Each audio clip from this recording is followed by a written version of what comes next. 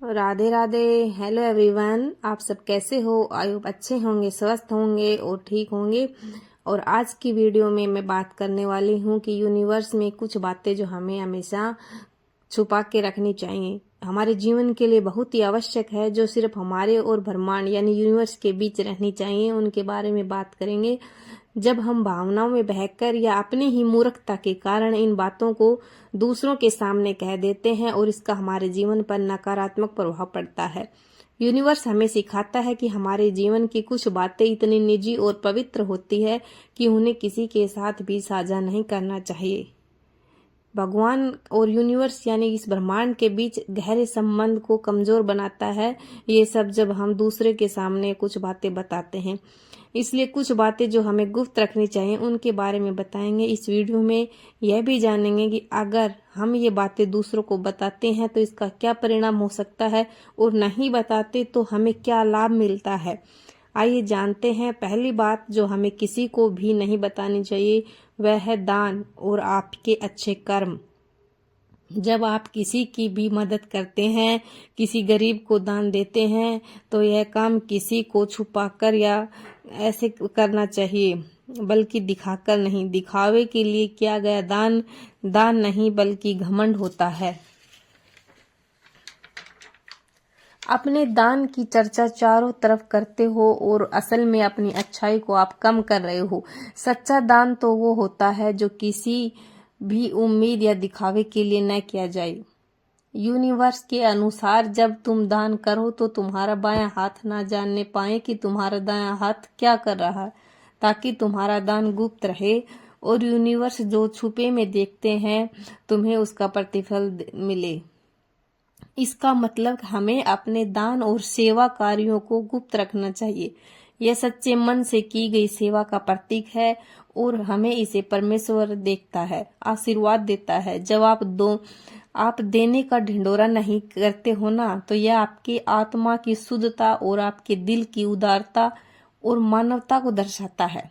जब आप अपने अच्छे कामों को छुपाते हैं तो आप वास्तव में अपने आप को और अधिक महान बना रहे होते हैं। याद रखिए, आपका दान जरूरतमंद तक पहुंचना चाहिए, ना कि लोगों की तारीफ तक।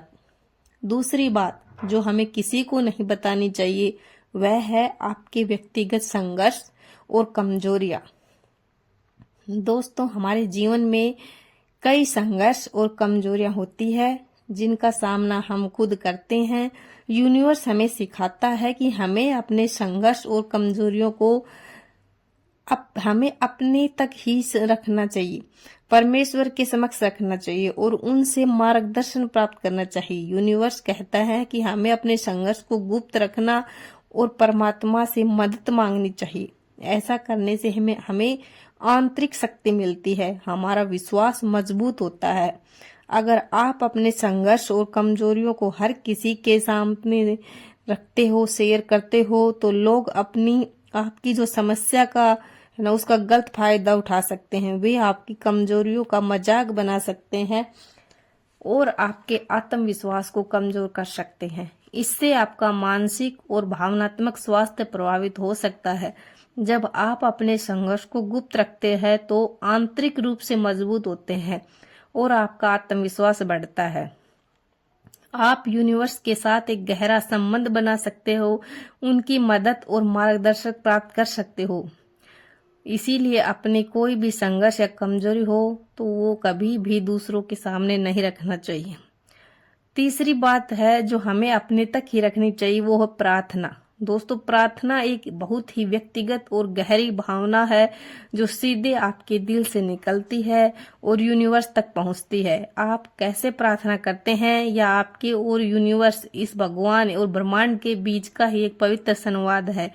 यह एक ऐसा समय है जब आप अपनी आत्मा की गहराइयों से यूनिवर्स से बात करते हैं, और कौन से शब्द आप यूज करते हैं यह भी आपके और यूनिवर्स के बीच की गहरी खुद की निजी बात है। हर शब्द, हर भावना, एक विचार जो आप प्रार्थना में व्यक्त करते हैं वह यूनिवर्स के लिए विशेष होता है।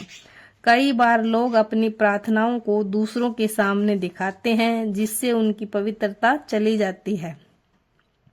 लेकिन याद रखें, सच्ची प्रार्थना वह होती है जो दिल से निकलती है और यूनिवर्स तक पहुंचती है, ना कि लोगों के कानों तक। यह आपके और यूनिवर्स के बीच का एक पवित्र संवाद है।